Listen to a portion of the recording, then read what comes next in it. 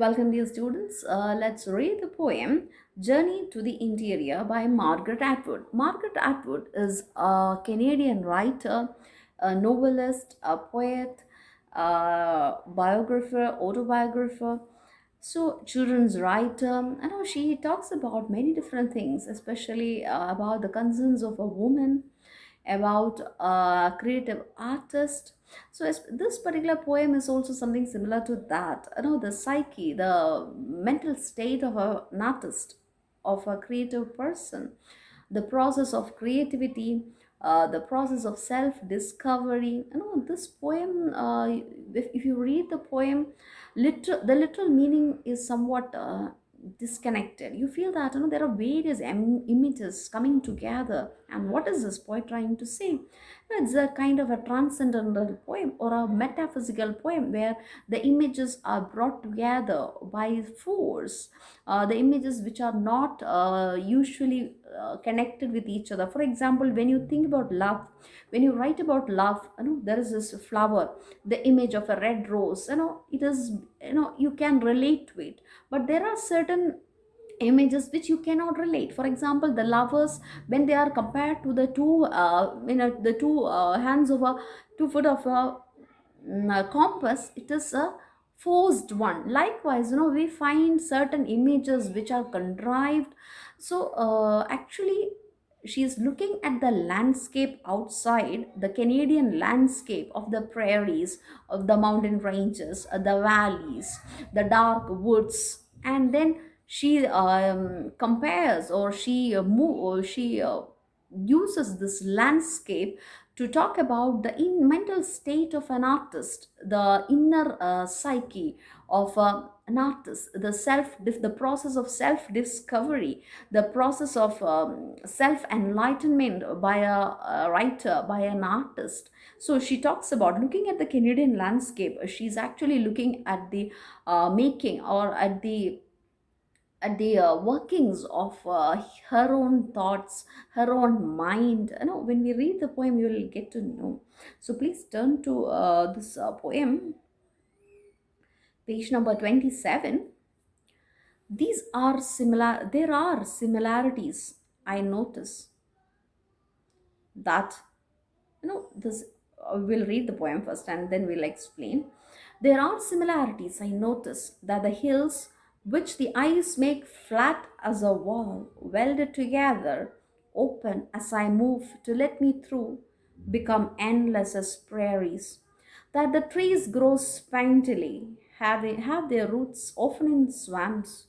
That this is a poor country, that a cliff is not known as rough except by hand and is therefore inaccessible. Mostly that Mostly that travel is not the easy going from point to point, a dotted line on a map, location plotted on a square surface, but that I move surrounded by a tangle of branches, a net of air and alternate light and dark at all times, that there are no destinations apart from this. There are differences, of course, the lack of reliable charts, more important, the distraction of small details, your shoe among the brambles under the chair, where it shouldn't be, loose and white mushrooms and a paring knife.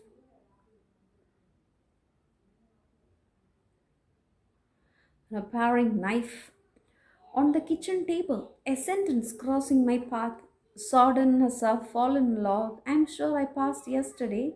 Have I been walking in circles again? But mostly the danger. Many have been here, but only some have returned safely. A compass is useless. Also, trying to take directions from the movements of the sun, which are erratic, and words here are as pointless as calling in a vacant wilderness. Whatever I do, I must keep in my head. I know it is easier for me to lose my way forever here than in other landscapes. So she looks at the Canadian landscape, the prairies, the woods, and says, there are similarities. I notice. I notice similarities. You know, like So there are ups and downs, and dark places, the swamps, the trees, the creepers, the roots, so it's very dark. So it's like that, I find similarities in my mental state as well. So if you look at your mind, it's also somewhat like this. The landscape of our mind is also somewhat similar. That hills which the eyes make flat as a wall, from a distance when we look at the hills, we see that, we think that it's a kind of a smooth wall. But when you move closer to those hills, you find that they are uneven, they are rough, not, it's not as your eyes see. So that's how our mind is. You feel that your mind is very calm and everything is okay and it's very smooth. But when you try to discover yourself, when you move towards, or when you concentrate, make a retrospection and look into yourself, reflect on your mind, you understand that it's not as simple as you see, it's not as smooth and calm as you see. There are valleys, there are mountains, there are swamps, prairies, like a landscape. You find such ups and downs and nooks and corners, rough places inside your mind as well. It's not as if you see it and open as I move to let me through. So you cannot move through that mountains and cliffs easily. It's very thickly populated with the trees. Become endless as prairies. The prairies are, the grasslands you find in Canada. So the endless prairies. So no, just imagine you are taking a journey into your heart, into your mind, the process of self discovery. So you find certain hilltops, cliffs, and then you find endless prairies, like landscapes, grasslands. You find that there are places in your mind which is similar to that. And then as you move forward, you find trees whose roots are in the swampy area, marshy area, and the slender trunk and the branches which grow spindly, or which has of a slender outlook, have their roots often in swamps. So you find there is this prairie, grassland, and at one point you find these trees, this creative maybe something creative has there's a spark there, and it is growing, though it is rooted in swampy places. Look, this creative things come out when you are from pain, from oppression, from injustice, subordination. So this, from these marshy swampy places, something creative comes up. The branches, the green branches come up from those things, that creative, a poem, painting, or something of that sort will come out at one point of time. But their roots are in the swampy places, in marshy area. Then he says that is a poor country. The country, the landscape, it's a poor thing. That a cliff is not known. No, you cannot you cannot understand the cliffs there, the workings of your the internal of your mind. That a cliff is not known as a rough, except by hand. Only if you first handedly explore it, you will get to know. And it is therefore inaccessible. To some extent it is inaccessible. You cannot access the inner workings of your mind. Mostly that travel is not easy, so this process of self discovery is not easy. So throughout the poem, the metaphor is that of a journey through the jungle, journey through mountains and valleys. And at the same time, it is metaphoric. No, it's about the journey of self discovery, the process of self discovery. You are looking at your mind, the workings of your own mind. And she says, and it's not an easy going thing. From point to point, a dotted line in a map. So you find, if you lose your way, you can look at the map, and with the dotted lines you will be able to find the way. But here it's not like that, because there is no map provided for for the workings of your mind, and it is impossible to find the way if you have lost it. You cannot find the location plotted on some square place. There is no markings inside your mind. It's very difficult, like forest, thick forest, where you don't find any markings or signboards but that I move surrounded by a tangle of branches. What is there is just branches, a net of air, alternate light and dark. It's light sometime because it's there are only shrubs there, but then there are thick trees growing thickly, and then it's total darkness. So our mind is also similar. It's like that.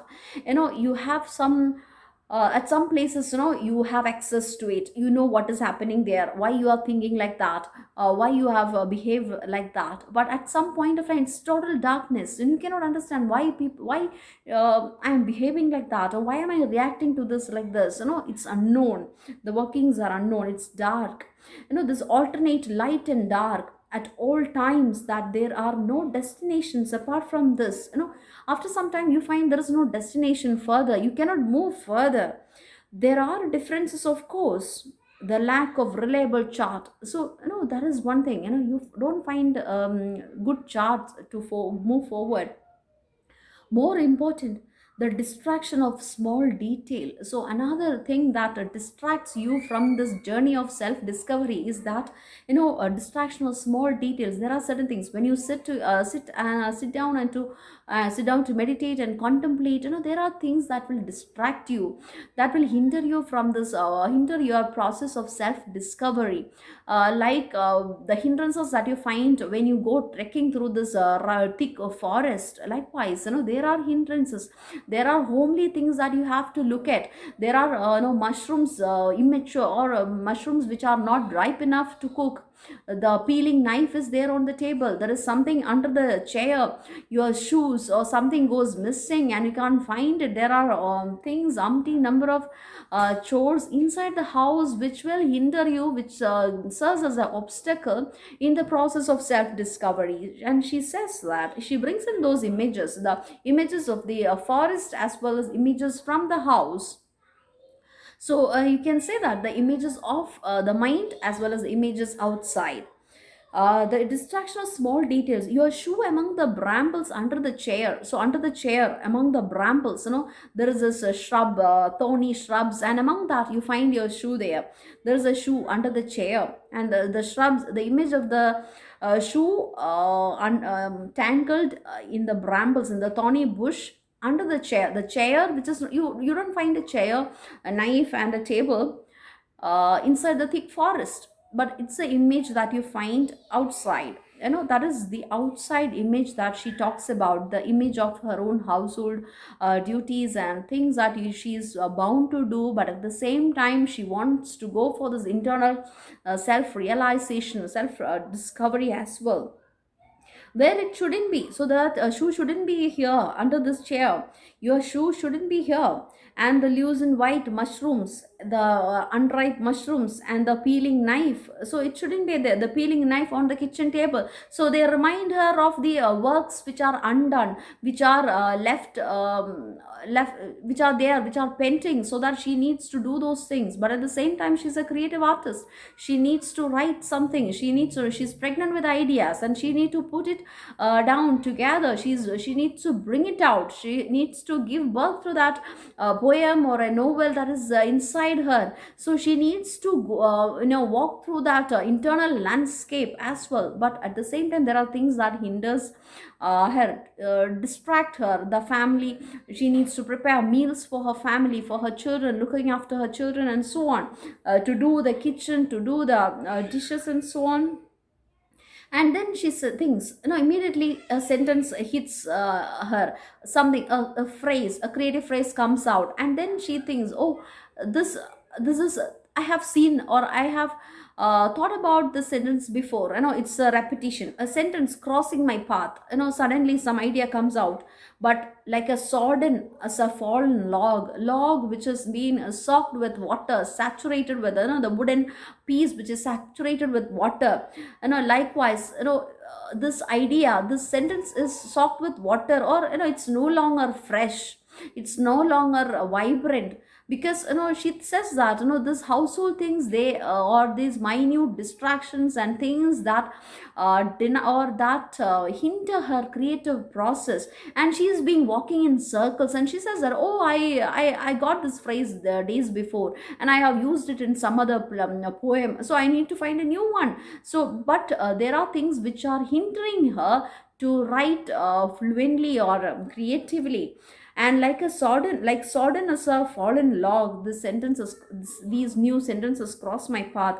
And then she thinks, I'm sure I passed yesterday. Have I been walking in circles again? So I have come across this circle when I was wandering in the, she's talking about the mental landscape where she's wandering, and she found the sentence days before and she has used it, and now again she is walking in circles. She has to find new ways, fresh pastures and woods which are new, walking in circles again. But mostly the danger, many have been there. What is the danger? So many have used this, use these phrases, and so, and um, uh, many have actually explored these landscapes. But I need to find something new, another level of my mind needs to be explored, which has, so that something new and novel will come out through my pen. So, but mostly the danger, many have been here, but only some have returned safely. So many try to explore this landscape of mind, of your mind, but not many have succeeded. A compass here is useless. A compass which helps you to give or gives you direction of your journey is useless here. Also, trying to take directions from the movements of the sun, looking at the movements of the sun, also you cannot do so, you cannot find the direction.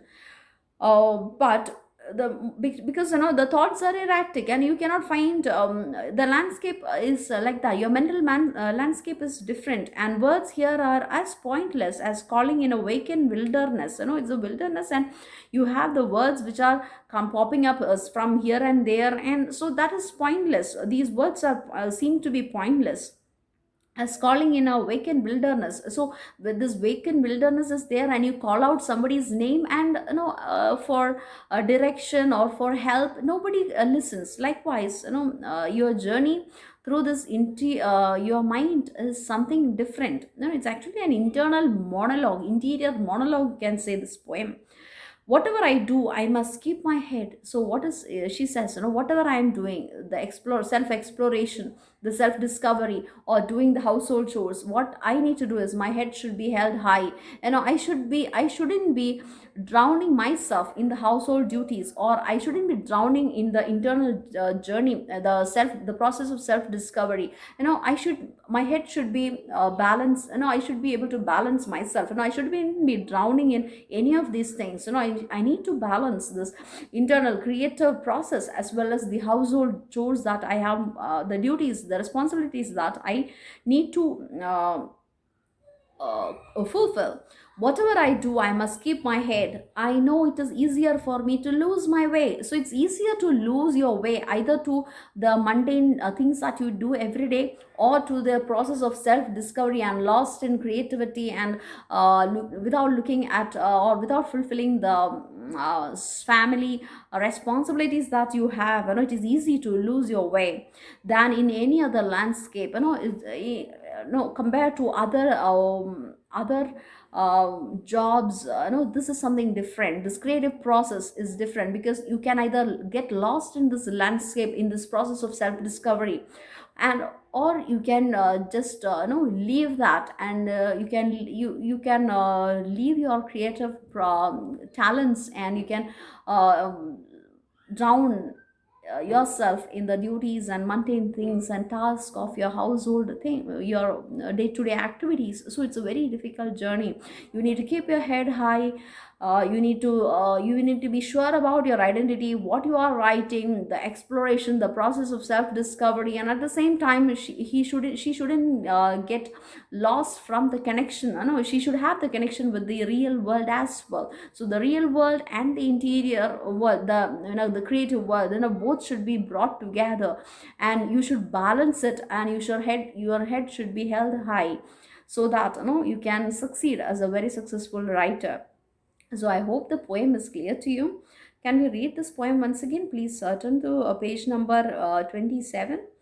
There are similarities I notice that the hills which the eyes make flat as a wall, welded together, open as I move to let me through, become endless as prairies, that the trees grow spindly, have their roots often in swamps, that this is a poor country, that a cliff is not known as rough except by hand and is therefore inaccessible. Mostly that travel is not easy going from point to point, a dotted line on a map, location plotted on a square surface, but that I have surrounded by a tangle of branches, a net of air, and alternate light and dark at all times, that there are no destinations. Apart from this, there are differences, of course. The lack of reliable charts, more important, the distraction of small details, your shoe among the brambles under the chair, where it shouldn't be, loosened white mushrooms, and a paring knife. On the kitchen table, a sentence crossing my path, sodden as a fallen log, I'm sure I passed yesterday. Have I been walking in circles again? But mostly the danger. Many have been here, but only some have returned safely. A compass is useless, also trying to take directions from the movements of sun, which are erratic, and words here are as pointless as calling in a vacant wilderness. Whatever I do, I must keep my head. I know it is easier for me to lose my way forever here than in any other landscapes. So please read the poem, look at the questions. So there are a few questions given here, like why is the journey to the interior not an easy one? Why? Because the landscape, it is unpredictable. The landscape is unpredictable. You don't know where there is light and where there is a hole, where there is a cliff, and you're not sure. What is the relevance of the rhetorical question asked in the poem? There are rhetorical questions asked in between. Please go through those questions, like have I been walking in circles? And so there are questions that are being raised in between, so please look at that. Why does the narrator remind oneself that what do I do? I must keep my head, without drowning yourself. You need to keep your head high, above that, above all these things. What are the similarities that the poem draws between the exterior and the interior landscape? You have to summarize the poem.